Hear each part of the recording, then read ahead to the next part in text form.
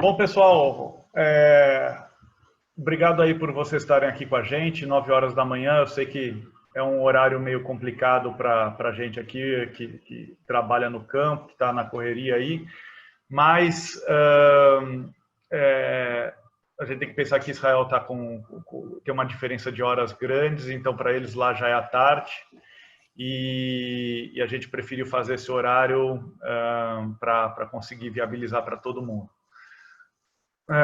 Hoje a gente está fazendo um dia para falar de resfriamento. Esse dia de resfriamento tem como ideia levar para vocês informação de qualidade e mostrar quanto de dinheiro a gente perde nas nossas fazendas por estresse térmico. E o que pessoas de sucesso têm feito ao redor do mundo, né? Nos próximos, a gente também vai falar com produtores que nós assistimos aqui no Brasil e mostrar os resultados deles. Mas hoje a gente vai estar falando com a Agar, que é a gerente da melhor fazenda de Israel. Tá? Então, foi eleita pela Associação dos Criadores Israelenses como a melhor fazenda pelos números zootécnicos, pela produção de leite, por todos os indicadores que eles apresentam. Então, a gente vai ver o que eles têm feito lá. E como a gente está fazendo esse dia especial, nós estamos em parceria hoje também com a Reagro para fazer esse dia. Então, às 19 horas, vocês vão ver a Fernanda Ferreira, da Universidade da Califórnia, falando o que eles têm feito lá também. Tá? Então,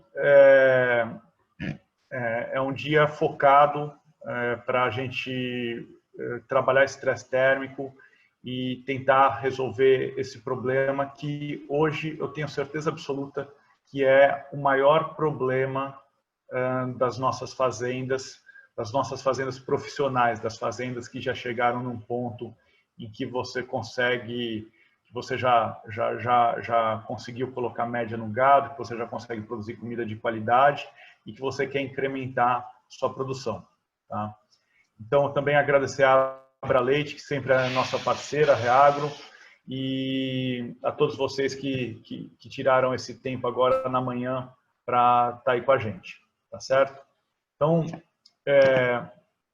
vou pedir para a Agra começar aqui a apresentação, né? E vocês vão ver como é interessante os números que eles têm para apresentar. So, hello, Aga. Great to have you here. And you can start your presentation. Be welcome. And I'm sure that Brazilian farms had a lot of to learn with you. Okay, hello everybody. My name is Agar. I'm managing a farm in Kibbutz Elim in Israel. You can move to the next slide. Então, bom dia a todos. Meu nome é Aga e eu gerencio um kibbutz, que é a Zelim Farm, em Israel. Okay, Zelim, as you see in the circle, is a kibbutz in the eastern south of Israel. It's close to Egypt and to Gaza. Your turn. Então, o Kibbutz Zelim é uma fazenda que está no sudoeste de Israel, perto do Egito e da faixa de Gaza.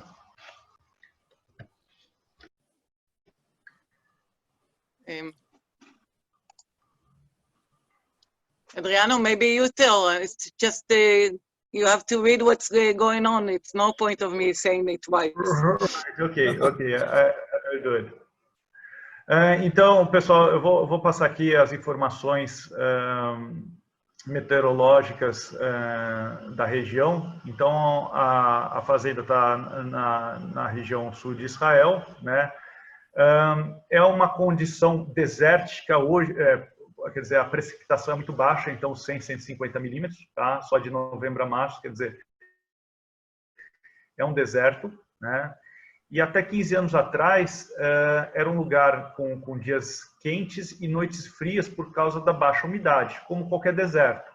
Então você tem uma alta variação de temperatura ao longo do dia, porque você não tem a umidade para controlar essa variação de temperatura. Então, nesses locais é muito comum você ter dias absurdamente quentes e noites bem frias. Só que nos últimos anos, o que aconteceu? Como um plano de irrigação, toda a água de Tel Aviv, a água usada nas casas, todo esgoto é lançado para o deserto. É feito um sistema de filtragem usando o próprio deserto e essa água vai para a irrigação. E toda essa área virou uma área muito grande de irrigação. Então, o que aconteceu? Eles transformaram o deserto numa área de agricultura intensiva, né? Agricultura intensiva irrigada. E com isso daí, começou a haver uma umidade muito maior. Então, aquele lugar que era extremamente seco passou a ter uma umidade relativa muito alta. Então, apesar de não chover hoje, né, ser uma região que não chove, a umidade é muito alta. Então, eles estão hoje convivendo com umidades relativas, às vezes acima de 90%, ou na casa de 90%, e ainda com as temperaturas muito altas, né? Então, no último verão, o que aconteceu? As vacas estiveram submetidas a condições de estresse térmico durante as 24 horas, 7 dias por semana, durante 4 a 5 meses. Quer dizer, todo o verão deles apresentaram THIs, as horas de THI acima de 68 ou 72 aqui, acima disso. E com isso foi extremamente estressante para as vacas, né? Então, apesar de eles estarem no deserto, né, a região ser desértica, não chover, as condições climáticas são muito parecidas com as nossas aqui, né? Então, altas temperaturas e altas umidades, THI alto, e com isso daí um ambiente altamente estressante para as vacas. Okay, Adriano, before you tell about the farm, 2 things that add in here, that we have big summer yards without roof, which is very important during the night. During the night, they like to sit outside, so they are more separated around the yards. And the old shades that we have for the dry cows, also we take the dry cows because the old shades are not as good as the new shades. Right. Okay? Right. Então, o que a Agri está falando aqui sobre a fazenda? E é um ponto interessante. Como eles estão numa região que também é desértica, então a chance de chover é baixíssima, né? Durante a noite, as vacas têm acesso a solários. Então, durante o verão, né, as vacas podem sair para solários, e isso é muito interessante, porque é uma coisa que a gente também comprova aqui no Brasil com o uso de data loggers. As vacas, por exemplo, vacas a pasto aqui, elas caem a temperatura à noite mais rápido do que as vacas confinadas. Por quê? Porque toda a estrutura do barracão à noite está irradiando calor de volta para a vaca. Então, na verdade, o barracão está mais quente do que a temperatura fora dele, né? Porque a estrutura absorveu o calor durante o dia. Quando você pode levar as vacas para fora, né, elas vão ter uma temperatura menor. E aí, então, nessa fazenda, eles têm dois compostos. Um mais novo, tá? Mais alto, mais arejado, onde estão as vacas em lactação, né? E outro composto mais antigo, onde tem as vacas secas, vacas de final de lactação e as novilhas ou as primíparas, né? Então, eles têm as duas estruturas, uma mais nova e uma mais antiga. A área de cama por vaca é 19,5 metros, né? Eles têm esse solário, que é um espaço grande, não está calculado aqui, mas é uma área aberta grande, né? Eles têm linhas de alimentação de 3 metros. Os barracões levam em conta toda a circulação de ar, então você tem telhados bem inclinados, aberturas na cumieira, né? Você tem lanternins, então eles levam muito em consideração isso. A cama, eles mexem a cama uma vez por dia, porque a área de metragem de cama é muito maior do que a gente usa aqui, né? E eles têm um composto de altíssima qualidade também por essa baixa precipitação. Então, você não tem que se preocupar com a entrada de chuva dentro do barracão, né? Então, é muito interessante, que é um pouco diferente do nosso sistema de composto aqui no Brasil. Eu diria que no Brasil a gente não usa nem o sistema americano, nem o sistema israelense. A gente usa uma mistura dos dois, né? A nossa reposição de cama é a reposição americana, mas a gente não trabalha só com dejeto, igual a cama israelense. Então, a gente está em alguma coisa no meio do caminho entre os dois sistemas, o que tem funcionado muito bem para a gente, né?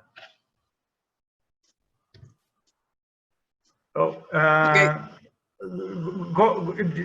Just explain a little about the picture. We have the new barns, the big ones, right? Yeah, those are the new. It's not new. This picture was taken at 2007 when we built those yards.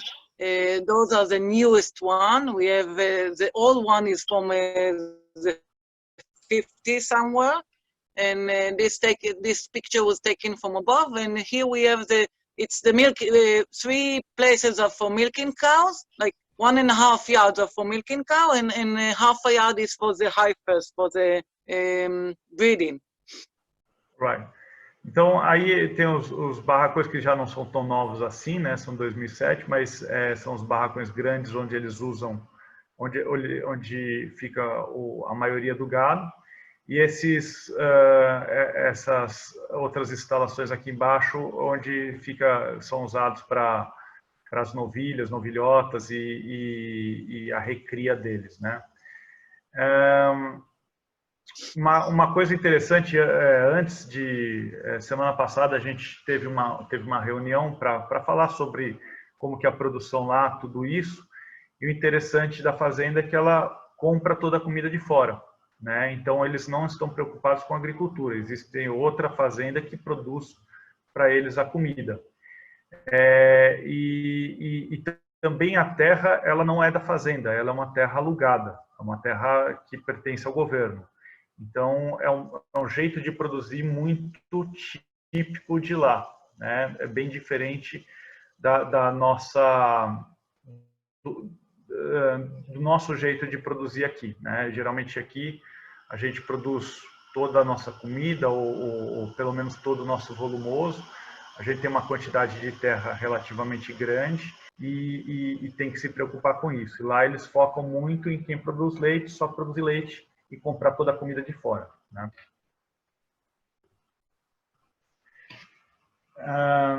So here's the data from the farm.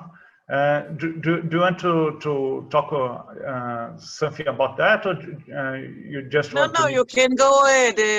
You have the number of kilo per cow for July. Nowadays it's 1 kilo less, it's 45, but still I think it's very nice.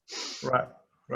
Então, a fazenda tem 350 vacas holandesas, né, no total, 315 vacas no leite, 35 vacas secas.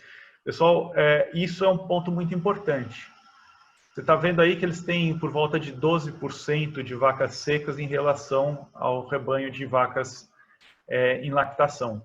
Então, pensa quanto que é na sua fazenda, quanto que é o impacto disso daí na sua fazenda, né? Se você tem um baixo estoque de gado seco, quer dizer que você tem um alto desfrute do seu rebanho. Com isso daí você consegue ter um custo operacional menor. E isso daí se dá pela eficiência. Então, vacas altamente, com uma persistência de lactação muito boa e reprodução boa, né? Então, é um ponto muito interessante.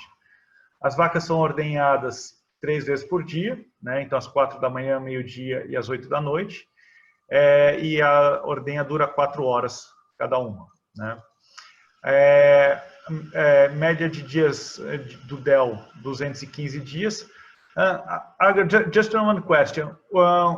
When you start to inseminate the cows, with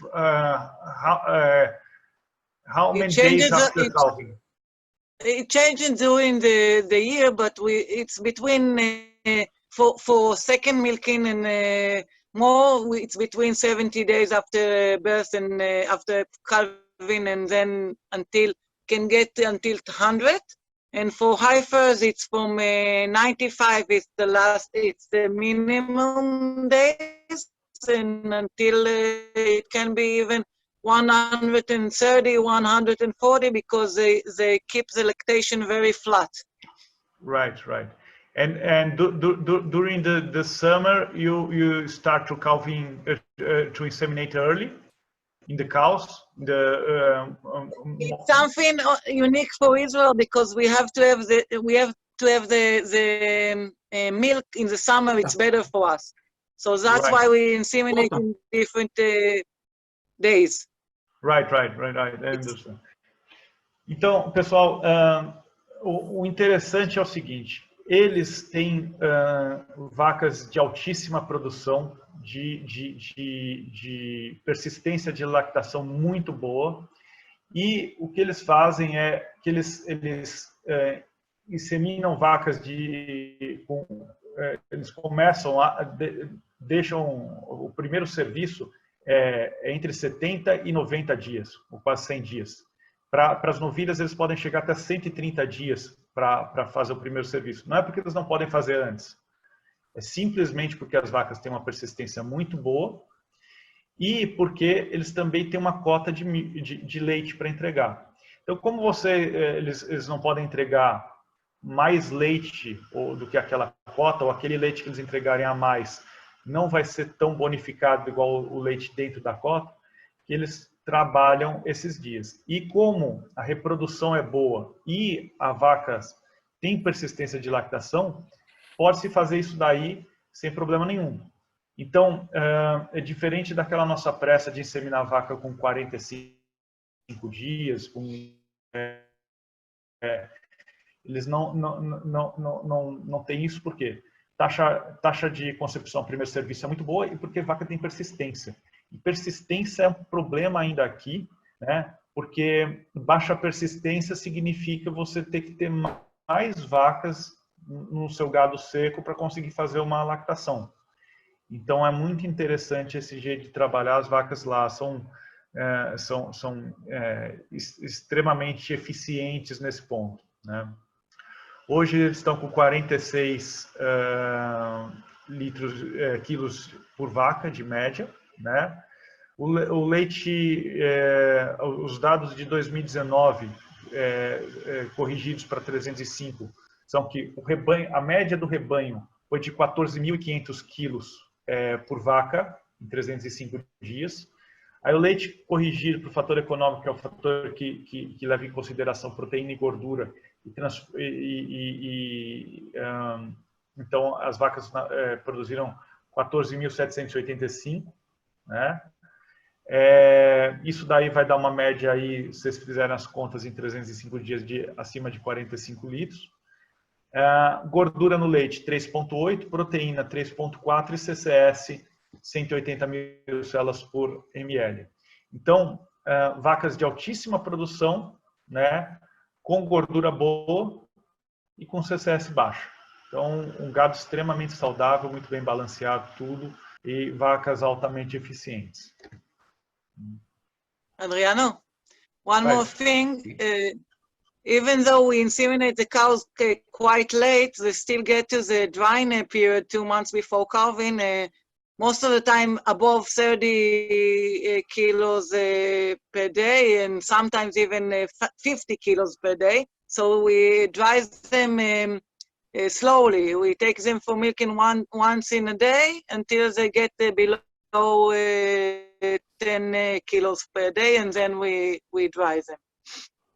Então, assim, eles trabalham com secando as vacas. Como as vacas são extremamente produtivas e têm uma persistência muito boa, eles acabam secando a vaca com 30 quilos, ou às vezes até estão secando vacas de 50 quilos pela gestação dela, por tempo de gestação. E eles secam as vacas com 60 dias antes do parto. Mas, para essas vacas que estão produzindo muito, eles acabam fazendo uma secagem mais lenta. Então, eles passam a diminuir a frequência de ordenhas, e com isso a vaca cai o leite, e aí depois eles fazem a secagem da vaca. Então, não é uma secagem tão abrupta, porque tem essas vacas ainda de altíssima produção lá. Tá? Então, é interessante.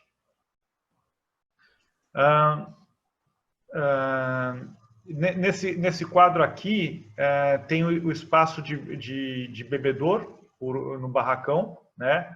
O espaço de linha de coxo, né? Espaçamento por vaca em metro quadrado de cama, né? E os animais por lote. How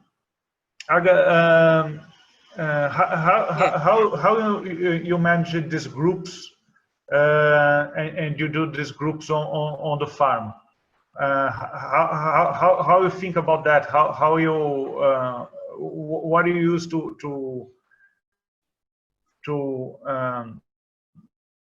decide which cow? Yeah. We believe that if we can, probably we're gonna hold only 2 cows in a group, but we can't. So we believe that each cow needs their own treatment. So we have the first group in milking is the group after calving, which stays there until between 21 to 30 days after calving. Okay, and from this group, which is the smallest one, it's which called the 4 here. They're going separately. The heifers are going to the first group. The second lactation is going to the second group. And we're trying to give each cow her own group that suits to her, and try not to move too much so that she would have her own place over there, not be dominated by other cows which are there for a long time. That's first of all. Second of all, what I think is important here to say about the space we have for water. We have a lot of place for water, and this is only in the groups. We have more in the yards, in the lane, wherever they go, they have where to drink water. Right. Então, pessoal, primeiro, como que é pensado esses grupos? Então, você tem um grupo para primíparas, depois esse grupo de primíparas, eles tentam segurar as primíparas paridinhas até 21 dias, aí depois vai para outro grupo de primíparas, e assim como as vacas adultas também, as vacas multíparas, também são seguradas, também tem um pós-parto, um grupo pós-parto, depois ela vai para outro grupo, e eles tentam manter grupos o mais individualizados possível, e não movimentar muito essa vaca dentro do grupo. Quer dizer, a vaca que ela está naquele grupo, ela já fez a interação social dela. A ideia é que eles não movam essas vacas, porque se você ficar movendo essas vacas de grupo, você gera mais, vou falar, mais agressividade com ela, né? Então as outras vacas vão bater nela, e até ela se encaixar no grupo, ela vai ter perdido leite, ela vai ter apanhado, tudo isso. Então, assim, tentar... Ela falou que se pudesse fazer grupo de 2 vacas, ela faria grupo de 2 vacas, né? Então, lotes pequenos em que as vacas estão todas juntas, se conhecem, conseguem interagir bem e que não há essa mudança tanto de grupo para não gerar essa agressividade. Outro ponto, ela pontua muito, o espaço por bebedouro, tá? Então, eles têm por volta de 35 centímetros por vaca dentro do barracão. Depois, nas fotos, a gente vai ver que fora do barracão ainda existe bebedouro nos corredores, na saída da ordenha, tudo isso, quer dizer, eles se preocupam muito com o fornecimento de água para os animais. E é uma quantidade assim de água muito acima até do que a literatura fala. Então, se você pegar a literatura, em média, ela vai falar 8 centímetros por vaca, que eles estão usando 4 vezes mais água por vaca. Então, uma preocupação muito grande em bebedouro, tá? Muito grande mesmo em bebedouro. Adriano, three more things about the water, okay? Yeah. First of all, we keep it's not enough that we have a lot of place for drinking. We keep it clean. We clean all the water tanks at least once a week, maybe more than that. We make sure that it fills up very, very fast. We have a big float that fill it very fast, so it's never empty. A cow drinks and it fill up in the same time, and it's all shaded because it's quite dry in our place and it's very warm. It's all shaded, so it won't be too green after a while. Então, assim, um ponto, eles trabalham com água limpa, né? Então eles tentam limpar mais do que uma vez por semana. Eu digo para limpar todo dia, que a gente não tem o problema de gastar água, então nas fazendas tento limpar todo dia, mas é importante que a água seja de boa qualidade, seja limpa. Eles têm o bebedouro enche muito rápido, e eles lá tentam manter essa água na sombra para evitar o crescimento de alga nos bebedouros, né? Então, tirar elas o bebedouro do sol também, né? Então, esse cuidado com fornecer água para as vacas ainda é uma coisa que a gente não tem se atentado muito na maioria das fazendas.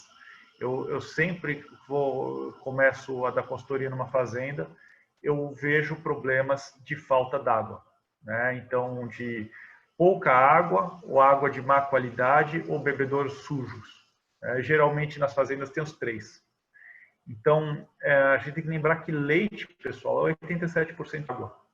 Então, se a primeira coisa que você tem que dar para a vaca, o primeiro alimento que você tem que dar para a vaca é água. E se essa água é de má qualidade, a gente está submetendo a vaca a um grande desafio sanitário.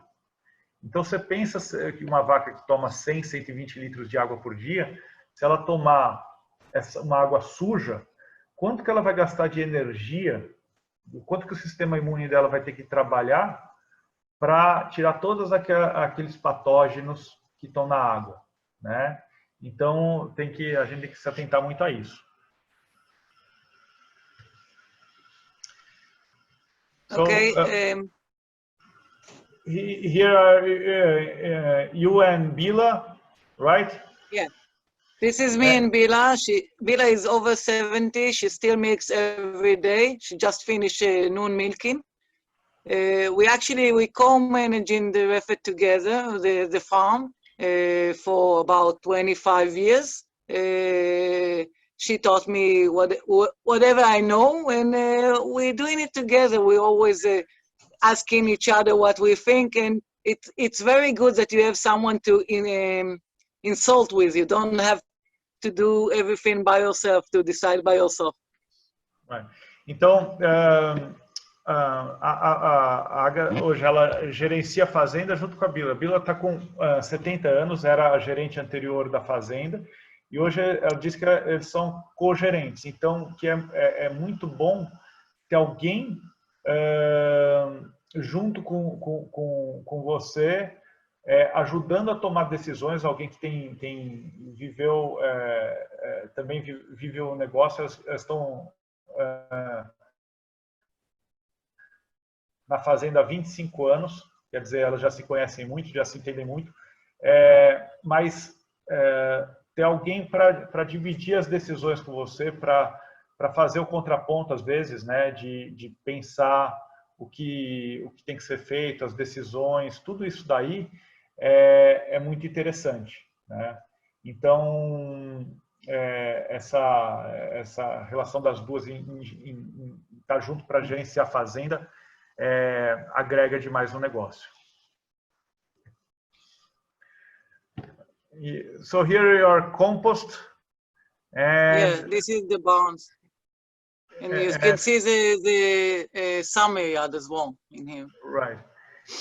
Então, pessoal, aqui eles trabalham com composto. Hoje, 90% ou 95% das fazendas em Israel são fazendas de composto, tá? Raramente há um freestall lá. Eles cultivam, nessa fazenda, eles cultivam a cama uma vez por dia, tá? Então eles usam um escarificador para cultivar a cama. Eles usam uma metragem maior do que a nossa, tá? 70% maior ou 50% maior do que a nossa. E também por ser um lugar desértico, onde você não tem chuvas, né? Ou você também não tem esse perigo de entrada de chuva na cama. Então, eles trabalham com uma cama que não tem reposição, uma cama basicamente de esterco, e eles têm esse solário, né? Eles podem se dar ao luxo de ter esse solário para fora, e as vacas podem sair para o solário, porque se o clima estiver bom para elas, elas podem pegar e ir lá para fora, né? Então, principalmente à noite, onde você tem a temperatura fora do barracão vai estar menor, né? Você não vai ter essa irradiação de calor da estrutura para a vaca, elas podem sair e ficar lá fora. É uma das conveniências de um clima desértico, né? Então, essa região, não é toda a região que é assim em Israel, existem fazendas que estão em regiões muito mais úmidas, mas você pode ter essas vacas saindo para fora sem ficarem sujas, sem ter os problemas de lama que a gente tem aqui no Brasil.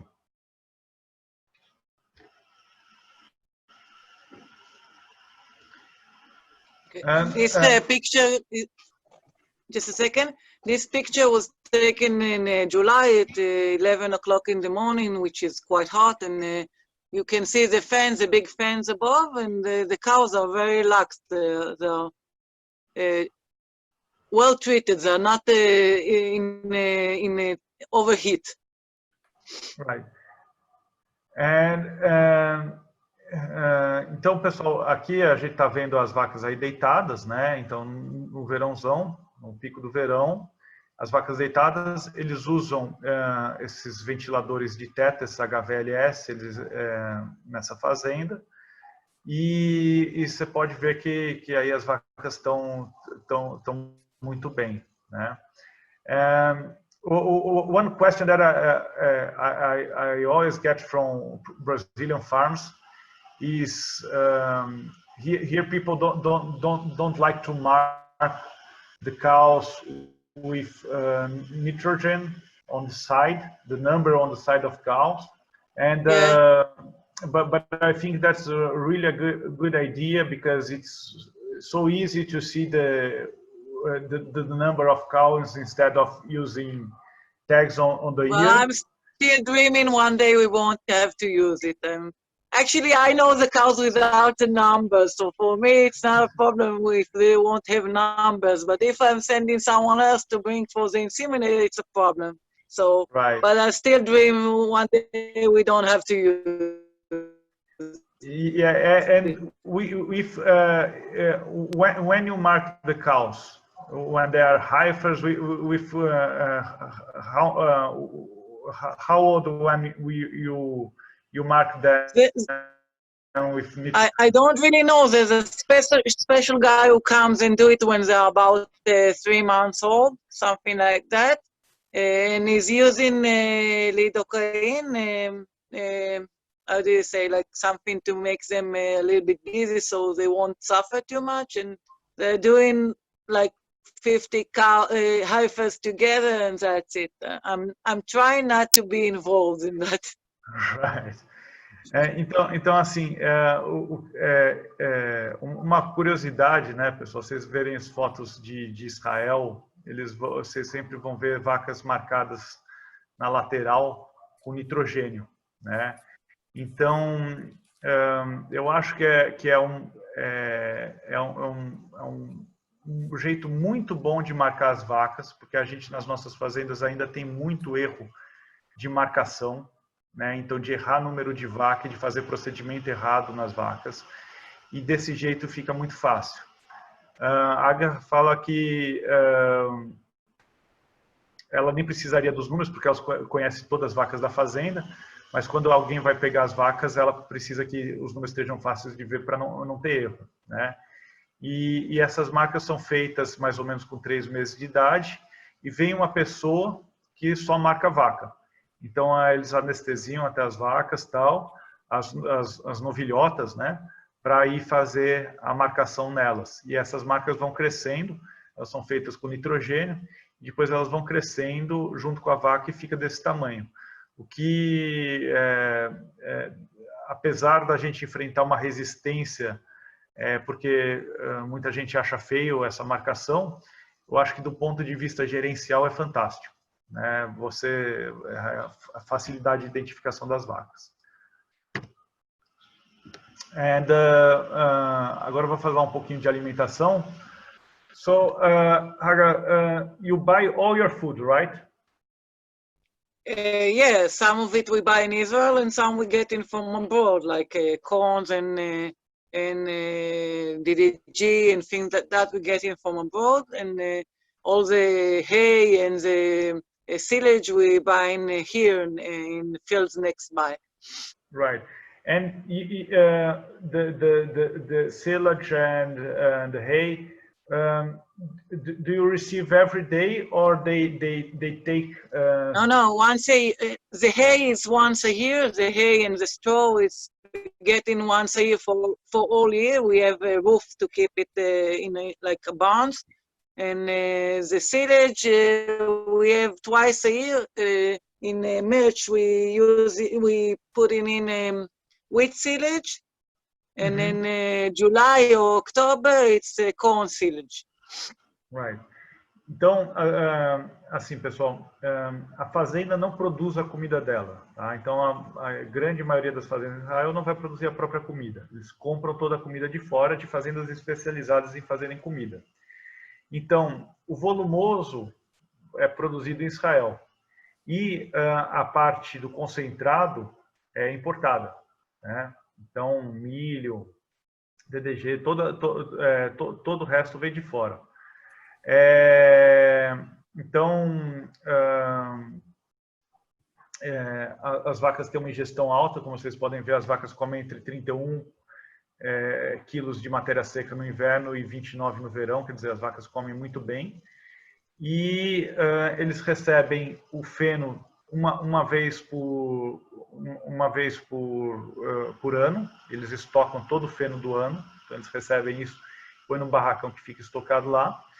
E a silagem de milho e a silagem de trigo eles recebem 2 vezes por ano. Eles trabalham a maior período do ano com silagem de trigo e uma parte do ano eles recebem silagem de milho. E aí eles balanceiam a dieta, quer dizer, eles trabalham com uma dieta extremamente padronizada, né? Uma vez que eles receberam, você não tem vários silos pequenos, você recebeu tudo de uma empresa grande que faz isso, só faz isso, e te entrega naquela qualidade,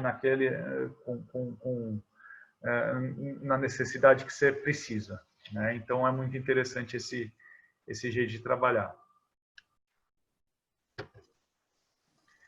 And so you have a big TMR and the small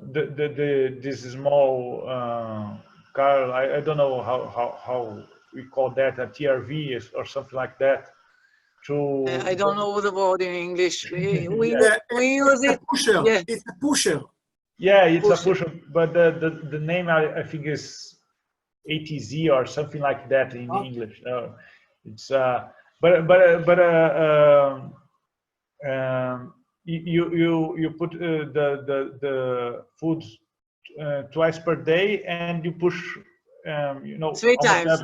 We put the food 3 times a day, and we push it closer to the cows every 1.5 hours or so. It never gets too far from them, so they can always get to eat. Então, eles têm essa TME autopropelida, né? Quer dizer, o vagão deles é um autopropelido. Eles colocam a comida 3 vezes por dia, comida nova para a vaca 3 vezes por dia, e eles empurram a comida para a vaca a cada 1h30, mais ou menos. Então, eles sempre estão do lado da vaca, sempre estão olhando a vaca, sempre estão empurrando comida para a vaca. É uma questão que a gente sempre tem, as fazendas às vezes querem fazer coxos tipo canoa para vaca, para não ter que empurrar comida para vaca, e eu sempre brigando para fazer o coxo plano, porque eu quero que empurre a comida para vaca várias vezes por dia. Então, aqui está quem sabe, um dos motivos deles conseguirem fazer as vacas comerem 29 a 31 quilos de matéria seca por dia. Quer dizer, essa atenção em distribuir comida e empurrar comida várias vezes por dia. Então, eles têm esse quadriciclo aí para empurrar comida. Isso daí consegue fazer de forma muito rápida. Aqui tem várias formas de fazer. Fazendas pequenas a gente ainda varre. Fazendas maiores a gente usa moto, bobcat, trator. Mas o negócio é que você tem que fazer isso várias vezes por dia para garantir a ingestão das vacas.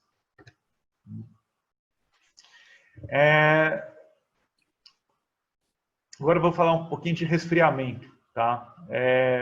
O protocolo de resfriamento da fazenda. Então, eles têm corredores sombreados, né? Então, sombrite, para sombrear esses corredores, e vocês vão ver que o deslocamento não é tão grande assim, e mesmo assim eles procuram cobrir os corredores, né? Água, tá? Então, primeira coisa para resfriar uma vaca, pessoal, sombra e água, tá? Não adianta você pôr aspersor e ventilador e a vaca estar no sol. Isso vai enxugar gelo, literalmente enxugar gelo. Então, sombra e água para a vaca, né? E depois, aí sim, o resfriamento com vento e água, que é o que vai roubar calor da vaca. Mas a primeira coisa é evitar que a vaca esquente. Tirar ela do sol e hidratar a vaca, né? E aí eles resfriam as vacas. Então, eles resfriam as vacas antes da ordenha. E depois eles levam as vacas para serem resfriadas de 2 a 3 vezes também no pátio de ordenha. E nos corredores de alimentação, eles têm ventiladores com aspersor e um sistema que liga por presença. Então, toda vez que a vaca vai comer lá, liga o ventilador com aspersor já embutido nele. Não é microaspersão igual a gente vê aqui em ventilador daqueles que você encontra em restaurante, em lugar que tem muita movimentação de gente. Não é aquilo lá, tá? É uma gota grossa ligada ao próprio ventilador. Vocês vão ver uma foto aqui para frente, né? So you make the cows 3 times a day, and you take this cows. The idea is, do you take the cows before milking? Or sometime before the milking, leave there cooling, and then you start the milking. And after, how you manage the cooling during milking? Just on the milking session. On the milking session, it changes because we can only control the first 2 groups for control exactly, which is 1 hour for the first two groups, because they are waiting in the yard until the milking starts. The other groups afterwards, we bringing them into the yards as soon as possible, and it depends how much time it takes before they are milked as well. Usually it's between half an hour for the cows which are not enough time, and more than 1 hour for the group that gets a long time. Right. Então, assim, eles também têm os problemas de logística deles. Então, as vacas dos dois primeiros grupos são trazidas antes e elas recebem um resfriamento de mais ou menos 1 hora. E os grupos que vêm depois, os outros grupos, eles não conseguem dar esse tempo todo. Então, eles trabalham com aí 30 minutos de resfriamento antes de começar a ordenhar essas vacas, né? And then the cooling sessions between milking. Between milking is 45 minutes each group. It's started in the minute the milking ends, and until they come back for the next milking. Right. Like each group in their own time, but we have six cooling in the waiting yards, and we have the cooling in the feeding lane as well. Right. Então assim, acabou a ordenha, tá?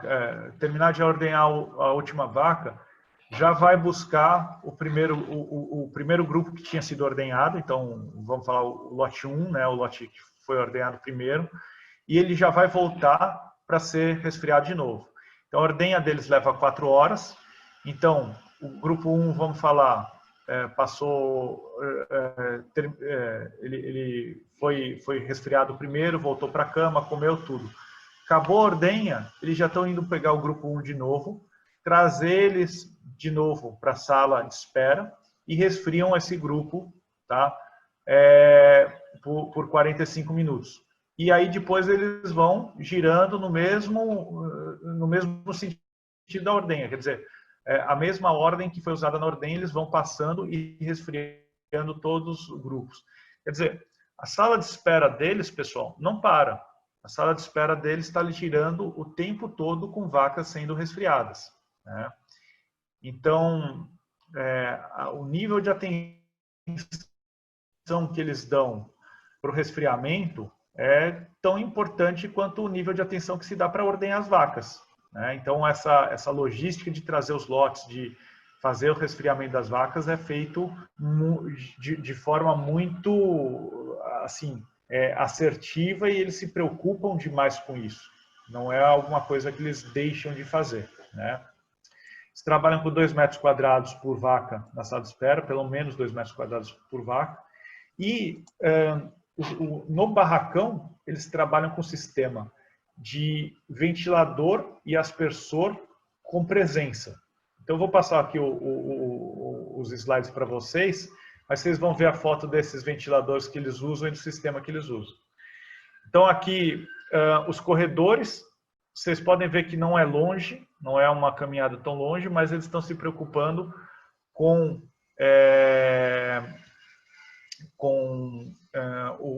a sombra para a vaca e a disponibilidade de água para as vacas também nesse percurso. So, before we started the lecture, you are telling that you guys are thinking about cooling the cows in this alley. Maybe start to cool cows here. Not cooling cows, but maybe try to make it better when they go to the yard. Like Right. like we put shade and we put water. Maybe we put fans as well, or whatever, to make them even on the way feel better. Right. On the way for the milking. Right.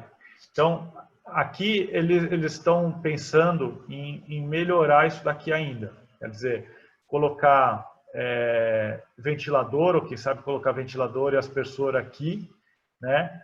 para as vacas se sentirem melhor no deslocamento de ida e volta para a ordenha, né? Então, é muito importante isso, pessoal. Quando não adianta a gente fazer um baita serviço de resfriamento no barracão, e aí a vaca sai para a ordenha e aquece, e aí ela vai chegar lá e você vai ter que abaixar a temperatura dela. E o contrário também é verdadeiro. Não adianta a gente abaixar a temperatura da vaca na sala de espera, fazer um baita de serviço lá, e depois a vaca se deslocar muito no sol e aquecer na hora de chegar lá no barracão. Tá? Então, o serviço que a gente faz de resfriar a vaca leva muito tempo, e se a gente deixar a vaca no sol, ele se perde em minutos. Então, focar em tirar a vaca do sol, né? And here is the cooling yard, the waiting yard and the cooling yard, right? Yeah, it's the same for in our farm. The waiting yard is also the cooling yard. We don't have a separate one. We have one after this yard. We have another yard which are connected, and we use it as a cooling yard, so we can cool 3 groups at the same time. Right. Então aqui é a sala de espera deles, tá? Onde eles resfriam as vacas. E aí atrás você vê também um de sombrite, e tem outros, são três salas de resfriamento, e onde eles trazem as vacas para ser resfriadas, e também onde elas esperam para ser ordenhadas. Aqui vocês podem ver que eles usam ventiladores de teto. Esses ventiladores não são os ventiladores HVLS que a gente está acostumado aqui no Brasil, tá? Eles são, na verdade, ventiladores de teto de alta velocidade. Então, é muito mais parecido, igual se você pegasse o ventilador que você tem aí na sua fazenda, o ventilador axial que todo mundo conhece, que é o que a gente usa aqui, e pusesse ele na vertical para jogar o ar para baixo. Quando muita gente que está aqui, eu já fui na fazenda, conheço pessoalmente tudo, a gente que está assistindo aqui, e muitas vezes a gente fala do ângulo que o ar tem que pegar na vaca para realmente cobrir todo o corpo dela e ter uma boa taxa de evaporação. Aqui a ideia é essa também, é você jogar um vento de maneira que você consiga cobrir todo o corpo da vaca e ter uma boa taxa de evaporação, né? Esses ventiladores, a ideia deles é isso aí. Não tem nada a ver, então vou deixar aqui, não tem nada a ver com a HVLS que a gente costuma aqui. Esses ventiladores são ventiladores de alta velocidade. And here is the feed line, right? Mm-hmm. Yeah. And you are talking about the problems that you guys have with manure, that so how you do with manure? You dry, and how you manage the manure in the farm? We have a big problem during the summer, not during the winter, because we don't have a lot of water in Tselim. And during the summer, because we use a lot of water in the feeding line, the manure gets very wet. So we have to dry it somehow, put some straw in it, or dry manure from other places, get it dry, and then take it. Some guy comes with a truck and take it to a place where they make it compost, make it better for the fields. Right. But it's a big problem, and we have to do it every 3 weeks. More than that, we have a really big problem with the flies during the summer, and we have to turn it all the time, also because of the flies. Mix it. We can't let it stand for more than 1 week. Right. Então, pessoal, Israel tem um grande problema com o esterco, né, com os dejetos vindos das vacas. Então, e como eles não produzem, a fazenda não produz a própria comida, eles não têm onde jogar esse esterco. Então, eles limpam esse esterco úmido, Durante o verão é muito mais problema, porque eles estão jogando água na pista, então fica muito úmido mesmo. Aí eles têm que misturar com palha, com esterco seco, vindo de outros lugares. E aí alguém vem, recolhe esse esterco e leva para ser usado numa outra fazenda de agricultura, né? Então, tem sempre esse trabalho. E durante o verão eles têm que mexer a pilha de esterco uma vez por semana para não ter problema de mosca, né? Mas falando de resfriamento, o que eles têm aqui?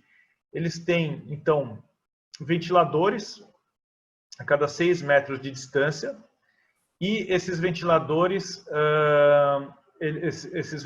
têm 4 bicos aspersores acoplados, e então eles não têm uma linha de aspersor. Cada ventilador tem um aspersor nele próprio. E esse aspersor não faz uma névoa, ele faz gotas grandes. Essas gotas grandes batem na vaca, depois o aspersor para e se evapora a água do mesmo jeito. Quer dizer, eles trabalham no mesmo tipo de ciclo, mas com esse equipamento que joga a gota junto com o vento, né?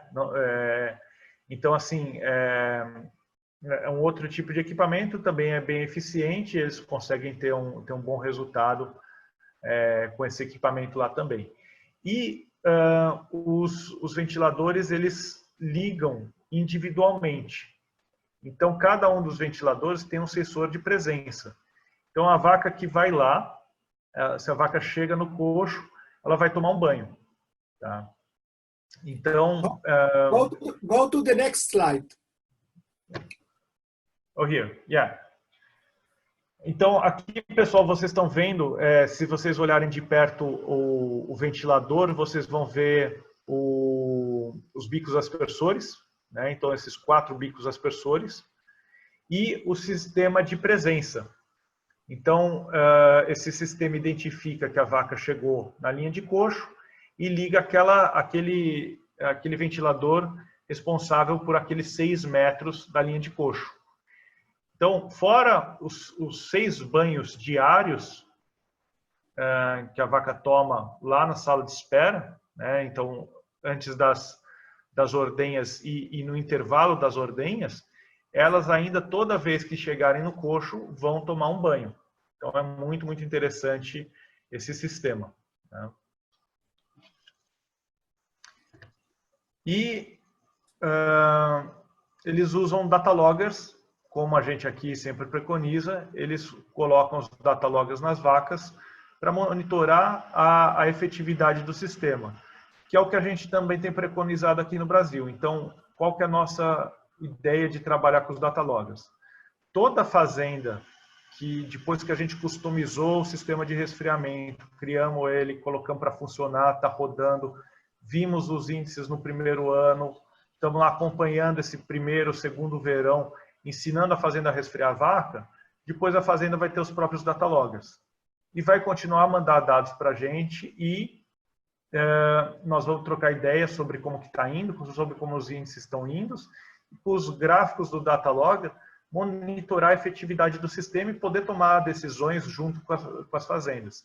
Então, na verdade, um cliente nosso que começa com a nossa consultoria, na verdade, ele vai ter uma consultoria permanente enquanto ele tira leite, né? Ele vai continuar a mandar os dados e a gente vai continuar a ver esses dados e, se necessário, intervir para melhorar os índices. And usually, how frequently you put data loggers on cows during the summer? We're trying to do it once in a year. Usually it's do the night cooling as well or not. It's usually about July, August to decide if we have to put them on night to the showers as well. Right. Então, assim, o protocolo de colocar os datalogs, eles deixam os datalogs por 72 horas, né? Então, marcando temperatura 10 a 15 minutos, colocam em 10% das vacas, 10% dos grupos, mais ou menos, né? E aí eles abaixam os números para ver. Mas a tomada de decisão deles é no começo do verão. Então, por quê? Eles têm um protocolo padrão de resfriamento. E aí, o diferencial, dependendo do verão, é se eles vão colocar mais um banho à noite. E essa tomada de decisão é dada pelos dataloggers. Então, se chega em julho, agosto, quando eles colocam os datalogs, as vacas estão passando bem, ok, vai ficar só com os banhos normais, vou falar o protocolo deles padrão. Se as vacas estão ficando mal à noite, estão aquecendo à noite, eles vão começar com o banho da noite. Então, essa tomada de decisão é feita pelos dataloggers. Então, lembrar que lá eles vão ter aí por volta de 5 meses de verão. Aqui, a gente tem verão o ano todo, basicamente. Tirando o sul do Brasil, o resto a gente simplesmente tem um verão mais ameno ou mais quente, mas... eu estou aqui em Minas hoje, perto de Ituiutaba, e tá calor, mas muito calor mesmo. E em meados de agosto, quer dizer, devia estar frio, né? E a gente está precisando resfriar as vacas aqui em agosto. Então, no Brasil, a gente vai usar com mais frequência para tomar essa decisão, né? So here you have the graphic from the data loggers, right? Yeah. Two things. First of all, 2 years ago, when we put the data loggers, we found out that at about 2 o'clock afternoon, it's the time which the cows suffer the most. Right. Even though some of them are still in milking, what we try to do is bring them for the second cooling earlier. Even before we finish the milking, we already start bringing them to the cooling yard, which was open, which was free, to start the cooling earlier, because this is the hours which are the worst for the cows, okay? That's first of all. And what we can see in the graph, you're going to explain about the blue graph and the red graph, which the red graph is the one when we did the cooling at night. And you can see at night that the temperature dropped down. But what you can see is that all day long, even without the cooling during the night, they don't get above 39.5 degrees. And we still are not sure that we need it, because they are not really suffering. You can see the cows that they are relaxed, even though it's more than 39, still it's not too bad for them. Right.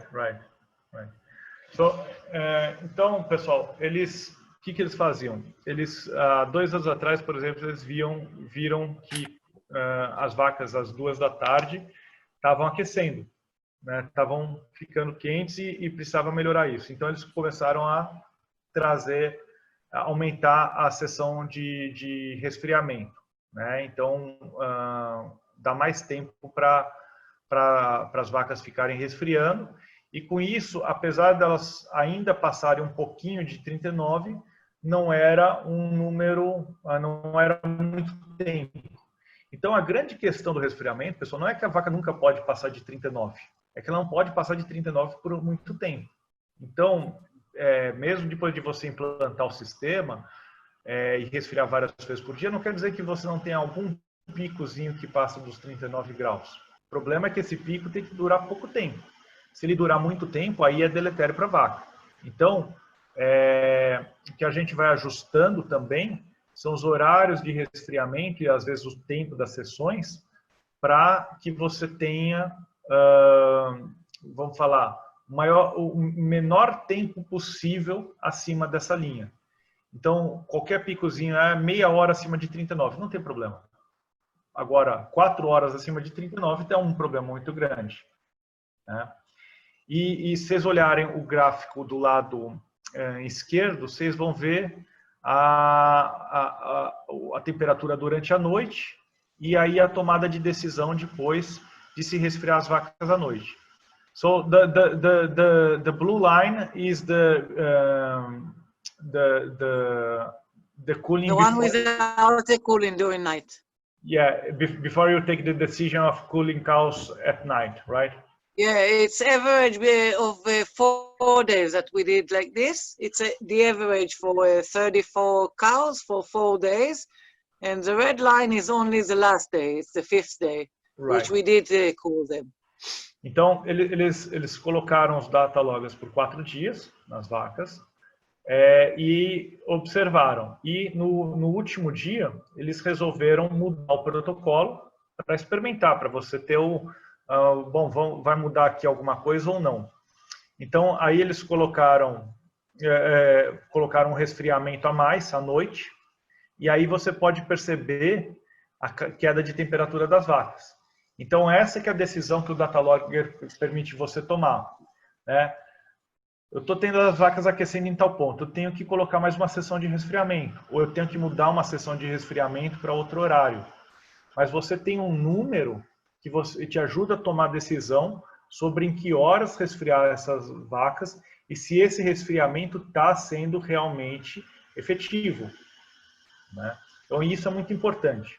Tomar essa decisão é muito importante, né? E sem Data Logger ou outros sistemas de monitoramento aí que também estão aparecendo muito interessantes, você não consegue tomar essa decisão. So here's the big numbers, the good numbers that you guys achieve. Okay. I can't say anything. Those are numbers. I didn't write it down. Okay. Right. Yeah, but the numbers don't lie. Hopefully, it would continue like that. Yeah, of course. A lot of work to get these numbers. Yeah, and to keep it up all the time. It's not. Yeah. It's not easy. Então, aqui a gente falando dos números, né, que os números não mentem, pessoal. Então, dá trabalho, obviamente, esse trabalho muito para chegar nesses números. Não é fácil. Uma vez que você atinge esses números, provavelmente é mais difícil ainda manter, porque a gente tende a querer entrar na nossa zona de conforto e você sempre tem que estar brigando por esses, né?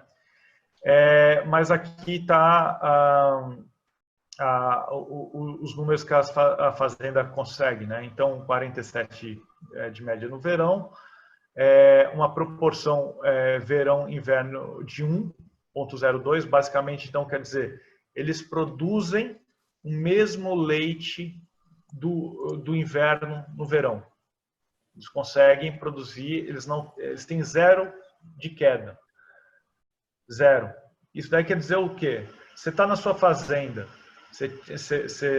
as fazendas aqui do Brasil, em que é normal você ver 30% de queda, né? Como que isso daí afeta o seu fluxo de caixa, como isso daí tira o seu sono à noite, né? Porque você está entrando menos dinheiro e você tem as mesmas contas para pagar. E aqui não. Aqui eles trabalham resfriando as vacas intensivamente e eles conseguem ter o mesmo número. Então, se você bate 35 litros agora em agosto, setembro, é manter esses 35 litros em janeiro, fevereiro.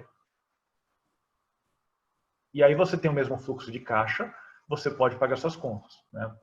Aí embaixo a gente tem a razão verão-inverno corrigida para o leite corrigido para 13,5% de gordura. Quer dizer, eles têm ponto 99, então eles conseguem ter praticamente o mesmo volume de sólidos, né? Aí depois você tem a razão do pico de lactação, 1,98, quer dizer, as vacas picam igualzinho, né? Sempre que estiver perto de 1, 1 é igual, 100% igual, 0 é totalmente diferente. Quanto mais perto de 1, melhor é o índice, tá? Então, aí depois você tem a proporção de gordura e de proteína, então 0,96 e 0,97, tem uma queda muito pequena de proteína e gordura, né? Célula somática, eles tem até uma célula somática melhor no verão, mas basicamente é indiferente, eles têm uma célula somática muito boa o ano inteiro, e uma taxa de concepção no inverno de 59% e no verão de 37%. Quer dizer, uma fazenda dessa com 70% de taxa de serviço está fazendo uma taxa de prenhez na faixa de 42% no inverno. E no verão, eles estão fazendo ainda quase que 28% de taxa de prenhez. O que está dizendo aqui? É que, independente da época do ano, independente de quão extremo é o verão, eles vão estar conseguindo emprenhar as vacas deles e vão estar com uma reprodução em dia que vai fazer com que essas vacas estejam no pico de produção, estejam produzindo bem leite, estejam numa fase que dá retorno para a fazenda, né, de alta eficiência alimentar, e com isso vão conseguir ter um retorno econômico muito positivo. Agora vamos pensar nas fazendas daqui. Quantas fazendas durante o verão não tem 15, 20% de concepção, né? E com isso daí, você fica lá com 14% de taxa de prenhez e sua fazenda está andando para trás. E aí entra no inverno, você tem que emprenhar todas as suas vacas. E se emprenha a sua vaca, ela vai fazer o período pré-parto dela no verão, vai parir no verão, e se você não resfriar essas vacas, provavelmente você vai ter retenção de placenta, metrite, macetose, todos os problemas que vêm acompanhados disso. Então fica um problema cíclico na fazenda, né? Então a reprodução é muito importante. Fazer a reprodução do jeito certo, manter essas vacas prenhas, e resfriamento tem tudo a ver com reprodução, tá? Provavelmente hoje resfriamento é a ferramenta que consegue, uma das únicas ferramentas disponíveis e altamente efetivas para aumentar a taxa de concepção na sua fazenda. E aqui a gente tem a comparação da fazenda com as outras fazendas da região, né? So, here are the numbers comparing you to the farms in the nearby, and you can see why you guys are the best. the numbers show the difference. Yeah, but the farms around us also they are quite good. I think also in our area it's good climate for the cows, better than most of Israel. Right. You can see next slide. Então aqui, pessoal, tem a comparação da fazenda, tá, com as fazendas da região. Obviamente, as fazendas da região também vão muito bem. Se olhar então os números comparando, né, apesar da fazenda ter uma média maior, né, expressivamente maior, mas as outras fazendas da região também conseguem uma boa relação inverno-verão, né, então conseguem manter essa produção de leite muito bem, conseguem manter a célula somática muito bem, e ainda conseguem bons números de reprodução no verão. Quer dizer, não são números tão bons quanto o da fazenda, mas ainda assim são fazendas com resultados muito expressivos. Em Israel, a gente não vai encontrar fazendas com a diversidade de números como a gente encontra aqui no Brasil. O sistema é muito mais parecido, a tomada de decisão é muito mais parecida, as coisas são muito mais formatadas do que aqui, né? Mesmo porque não há sistemas diferentes de produção. Todo mundo produz leite de vaca confinada, de alta produção, né? Então, os números são muito parecidos e isso daí é interessante para você conseguir comparar. Aqui no Brasil é difícil a gente comparar resultados de fazendas com sistemas totalmente diferentes, né? Médias totalmente diferentes, tudo isso. mas a gente pode ver que pelos números as outras fazendas também da região são bons.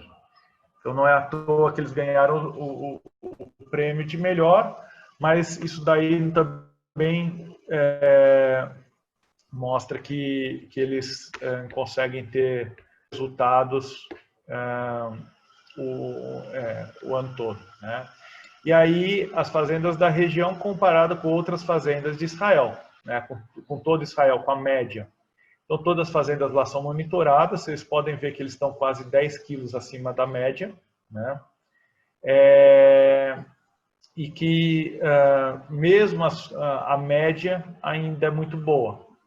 Então, assim, a região tem fazendas modernas, fazendas de alta produção, tudo, mas a média israelense ainda é muito boa, né? Então, eles conseguem ainda ter números muito significativos. Então, qual que é o segredo? Né? O segredo, eu falei bastante com a Agra disso, mas é prestar atenção nos detalhes, né? Em todos os detalhes. É em tratar as vacas muito bem, em fazer todos os procedimentos muito bem feitos, né? Então, assim, não é à toa que eles são os melhores, porque eles fazem tudo bem feito. Então,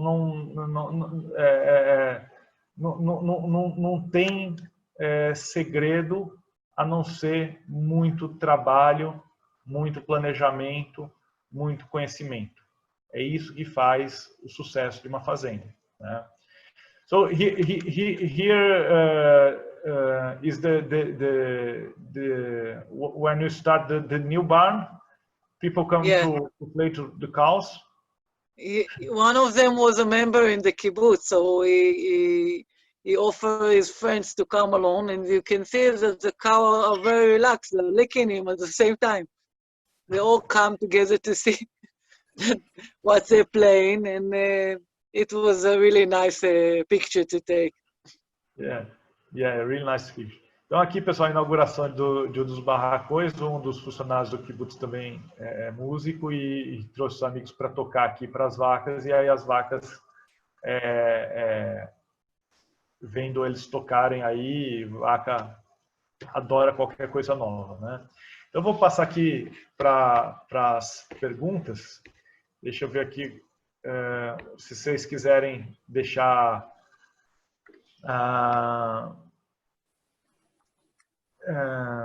as perguntas, começar a fazer as perguntas, vocês podem entrar no Question and Ask aqui, que tem esses dois quadradinhos que eu estou mostrando aqui na tela, ou no chat também. Mas melhor é entrar aqui, ó, pessoal. Tem aí o QIA, tá? QIA já tem... o Diogo aqui está parabenizando a gente. E tem o Tomer Durman. I am Tomer from Near. Can you say do you see the question? No. No. I see something in a language that I can't read. Right, but Nir Yitzhak, Kibbutz Nir Yitzhak, congratulations for the numbers. Do you have problems with TMR, increasing temperature during the day? If so, how do you deal with it? Thanks. Israel, it's to me the question? Yeah. Of course. It is Tomer from Nir Yitzhak, Kibbutz. Ah, okay. He is now in Brazil, probably, and he is congratulating you. Nir Yitzhak is the neighboring farm to the kibbutz from where Agar is. So he's an Israeli living in Brazil, and he participates in the group. And he's asking, do you have problems with TMR increasing temperature during the day? If so, how you deal it? I think you don't have. As you can see in the graph, we don't really have, because we are not getting there. We call them all the time, so they don't get to the place where they suffer. We start on April when it's not even very hot. It's about 25 degrees maybe during the day and less than 20 during the night. And we start cooling them during the milking in April. And we continue on as it gets hotter, we put more and more cooling during the day. I'm thinking that he's asking about the food. If the food don't get hotter during the day. Yeah. If the food is not heated during the day. I think we even on Friday we even put the food for 2 days and it's okay. They finish everything by the day next by. It doesn't get too hot, and when we feed for 2 days, we put in something to reserve the food for the next day. For 1 day, there isn't a problem. Never. I'm answering the question. Maybe I don't understand the question. No. It's exactly if the mix is not heated during the day because of fermentation, and I think it doesn't. No, it's a little bit, but it doesn't bother the cows to eat it. I don't think there isn't a change in the smell or in the color. Just it's heated a little bit, but it doesn't disturb the food. Okay, Adriano, translate it, because we are discussing in English. Right. Então, pessoal, a pergunta é a seguinte: se a comida, né, a comida dieta total, não esquenta durante o dia, né? E eles não têm problema da dieta esquentar durante o dia. Então, eles fazem 3 pratos por dia e acaba que eles não têm problema disso. Aqui no Brasil, eu tenho usado algumas fazendas, às vezes dá até comida só uma vez por dia. A gente tem adicionado algumas coisas aí para a comida também não esquentar. É uma solução interessante, dependendo da logística da fazenda. E aí você só empurra a comida mais vezes por dia. Mas é possível trabalhar desse jeito e depende, claro, muito da região e do tipo de comida que você está usando, de quão úmida ela é, de quanto pós-fermentação ela vai ter, mas é possível que você até trabalhe com menos tratos por dia, né? Mas lá eles não têm esse problema da comida esquentar, né? Adriano, two more things. We clean the food every day. Every day we put new food, of course, and it's all shaded. There's not a straight sun on the food, so that's why there's not a problem. Tem outros 2 pontos, né? Eles limpam os coxos todo dia, né? E limpar o coxo tem 2 pontos importantes, né, pessoal? Você limpa o coxo, você tira a comida velha e deixa um prato limpo para colocar comida nova para a vaca, e você pega essa comida, a sobra, e você consegue pesar ela. E pesando ela, você vai saber quanto que as vacas comeram. Então é um dado muito, muito importante, né?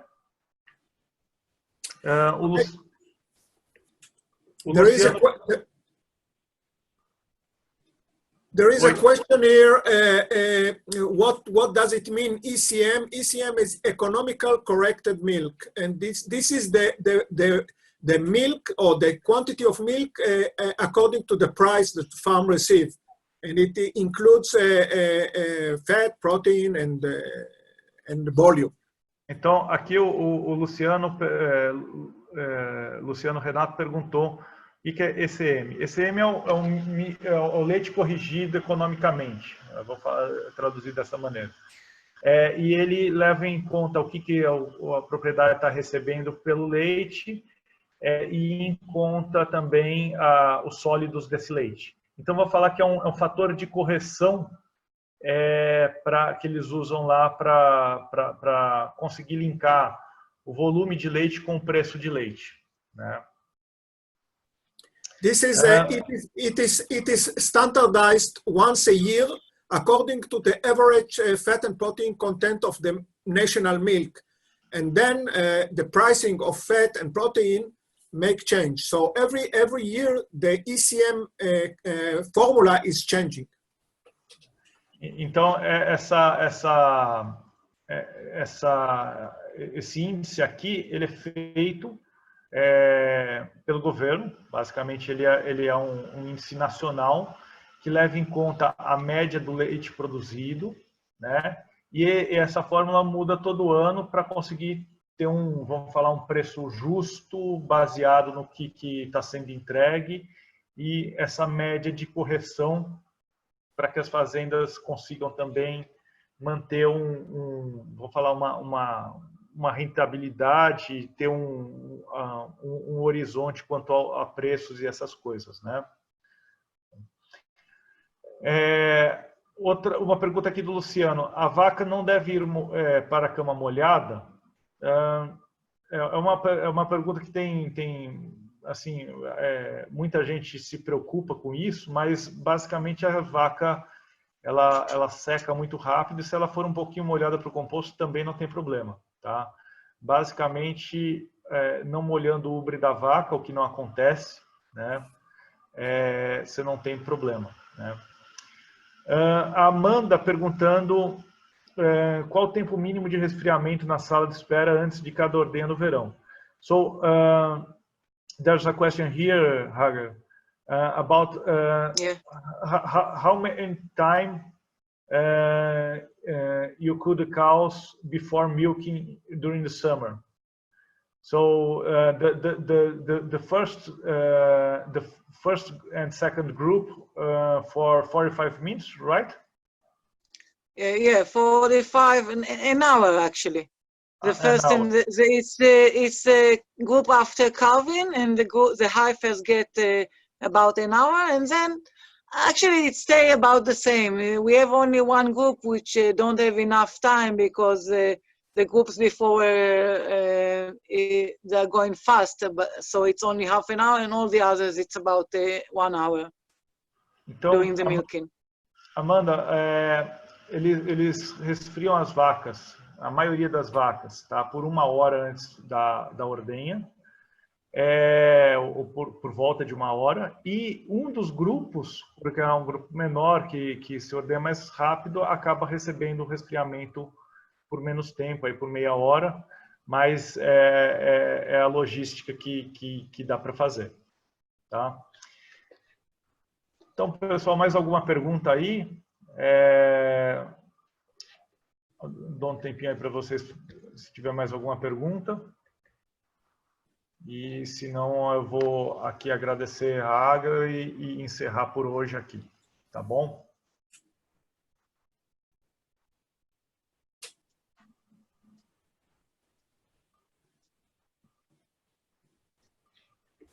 There is another question, I think.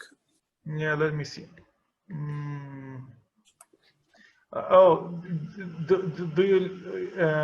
you use like monazine or like how you say ionophoro? Yeah, ionophoro, like monazine. No, not for the milking cows. It's not allowed. Only for the heifers about 6 months old, and they get inside something against coccidia, which we have here, coccidia and crypto. Right. Then we use it. We don't use it for milking cows. We don't use any extra, I don't know, vitamins, whatever extra besides the foods that we give to the cows as usual. Right. One more thing, Adriano, just to mention that no BST is used in Israel. It's forbidden, and we never used BST in Israel. Right.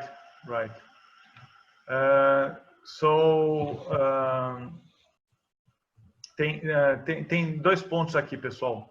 Eles não usam BST, tá? Então Israel nunca usou BST, é proibido, por questões locais, mas assim, BST é um baita produto, eu indico usar aqui no Brasil, Acho que é um dos poucos produtos técnicos que funciona, mas lá por questões mercadológicas, questões deles, eles não usam. E também eles não podem usar ionóforos, tá? Então não pode usar monenzina ou qualquer outro ionóforo. E eles, para vacas em lactação, eles só usam ionóforos para as novilhas, porque aí eles têm problemas de coccidiose e tal, mas eles usam muito mais focado nisso, vamos falar como muito mais focado na parte sanitária do que na parte de melhorar a performance nutricional desses animais. Basicamente, eles não usam nenhum outro aditivo na dieta, tá? Então, é mineral, são aqueles componentes da dieta que a gente já mostrou e só, né? Então, para ver ainda quão bom é o sistema, quão bom são as vacas, quão bom é o trabalho todo que eles fazem. And resfriamento, of course. Yeah, of course. E o trabalho de resfriamento que faz toda a diferença também. Vocês viram os números, é um dos pilares da produção de leite em Israel e é um dos pilares do porquê eles são a maior média nacional do mundo, né? Então, pessoal, eu queria agradecer aí todo mundo que esteve aí acompanhando a gente. Eu sei que o horário não foi o melhor possível, mas era o que dava para fazer, dada a diferença de horário entre os dois países. Espero que a gente tenha levado informação de qualidade para vocês, pelo menos colocado uma pulguinha atrás da orelha para ir atrás de mais informação e ver quanto a gente pode melhorar ainda. E eu depois fico à disposição, todo mundo tem meu contato aí, consegue me achar facilmente, mas a gente sempre está aí à disposição, tá? So, Hagar, thanks for everything, for your time, for all that information. Congratulations for the good working, the marvelous working that you have done that. And Israel, thank you for your time too. Pleasure, thank you. And I hope that in next year, without Corona, we can go and go to your farm and meet you personally. You're more than invited. Thank you. Thank you. Thank you. Bye-bye. Bye to all. Bye-bye. Bye. Tchau, tchau, pessoal. Obrigadão.